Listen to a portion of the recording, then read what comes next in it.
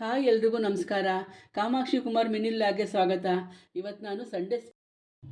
ನಾನಿವತ್ತು Sunday special chicken pickle ಮಾಡಿ ತೋರಿಸ್ತಾ ಇದ್ದೀನಿ. ಇದಕ್ಕೆ ಬೇಕಾಗಿರೋದು ಸ್ವಲ್ಪ item. Sunday special chicken pickle ಮಾಡಿ ತೋರಿಸ್ತಾ ಇದ್ದೀನಿ. ಈ ಸ್ವಲ್ಪ ಸಾಮಾನಾದ್ರೂ ತುಂಬ ಚೆನ್ನಾಗಿರುತ್ತೆ. ನೋಡಿ, ನಾನೀಗ ಅರ್ಧ ಕೆಜಿ ಚಿಕನ್ ತೊಗೊಂಡಿದ್ದೀನಿ.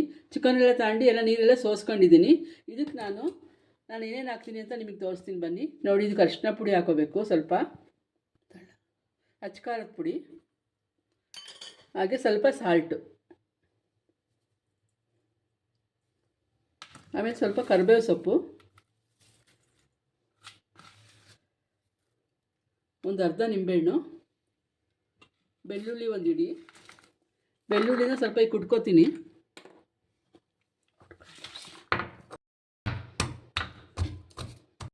ಈ ಥರ ದಪ್ಪ ಕುಟ್ಕೋಬೇಕು. ಇದನ್ನು ಕುಟ್ಕೊಂಡು ಇಲ್ಲಿಗೆ ಹಾಕೊಬೇಕು ನೋಡಿ ಚಿಕನ್ಗೆ. ಹಾಗೆ ಅರ್ಧ ನಿಂಬೆಹಣ್ಣು ನೋಡಿ ಕಲಿಸ್ತಾ ಇದ್ದೀನಿ ನಾನು. ಇದೇನು ಗೊತ್ತಾ, ಎಲ್ಲರೂ ಎಲ್ಲ ಥರ ಉಪ್ಪಿನಕಾಯಿ ಮಾಡ್ತಾರೆ. ನಾವು ಮಾಡ್ತಿರೋ ಸ್ಪೆಷಲ್ಲು ಚಿಕನ್ ಉಪ್ಪಿನಕಾಯಿ ಮಾಡ್ತಿದ್ದೀವಿ. ಇದನ್ನೊಂದ್ಸಲ ಎಲ್ಲರೂ ಟ್ರೈ ಮಾಡಿ ನೋಡಿ, ಚೆನ್ನಾಗಿರುತ್ತೆ. ಈಸಿ ರೆಸಿಪಿ ಇದು. ಇದನ್ನು ಅರ್ಧ ಗಂಟೆ ನೆನೆಸಿಡಬೇಕು. ಕಲಿಸ್ಬಿಟ್ಟು ಚೆನ್ನಾಗಿ ಕಲಿಸ್ಬಿಟ್ಟು ಅರ್ಧ ಗಂಟೆ ನೆನೆಸಿಡಬೇಕು. ಅರ್ಧ ಗಂಟೆ ಆದಮೇಲೆ ನಾವು ಸ್ಟವ್ ಹಚ್ಚಿ ಒಂದು ಪಾತ್ರೆ ಇಟ್ಟು ಅದಕ್ಕೆ 2 ಸ್ಪೂನ್ ಎಣ್ಣೆ ಹಾಕಬೇಕು.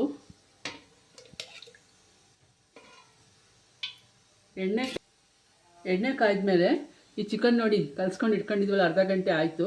ಈಗ ಇದ್ರೊಳಗಡೆ ಹಾಕೋದು.